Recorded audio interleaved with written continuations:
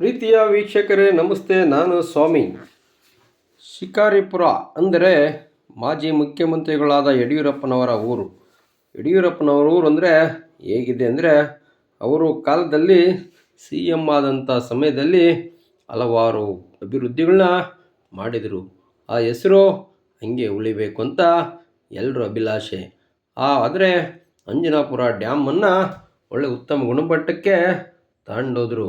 ಅವರ ಆಸೆ ಹೇಗೋ ಈಡೇರಿತು ಅಂದ್ಕೊಂಡ್ರೆ, ಆದರೆ ಇವತ್ತು ಯಾವ ರೀತಿಯ ಡ್ಯಾಮ್ನ ಕರ್ಮಕಾಂಡನ ನಿಮ್ಮ ಮುಂದೆ ಇಡ್ತಿದ್ದೀವಿ.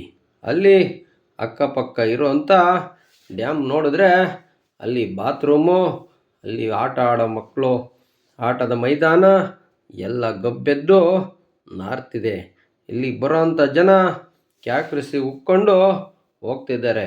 ನೋಡಿ ಬಾತ್ರೂಮ್ಗಳು ಯಾವ ರೀತಿ ಇದ್ದಾವೆ.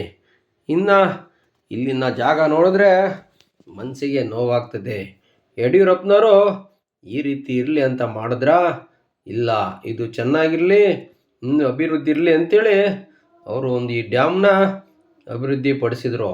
ಆದರೆ ನೋಡಿ ಹೇಗೆ ಮಕ್ಕಳು ಆಟ ಆಡೋ ಮೈದಾನ ಮತ್ತು ಪಾರ್ಕು ಎಲ್ಲ ಯಾವ ರೀತಿ ತಂದಿದ್ದಾರೆ ಅಂದರೆ ನೋಡಬೇಕು. ಜಿಲ್ಲಾ ಮಂತ್ರಿಗಳು ಯಡಿಯೂರಪ್ಪನವರು ಇದನ್ನು ಗಮನಿಸಬೇಕಾಗಿದೆ. ನಿಮ್ಮ ಹೆಸರು ಹೀಗೆ ಉಳಿಲಿ ಅಂತ ನಾವು ಕೇಳ್ತೀವಿ.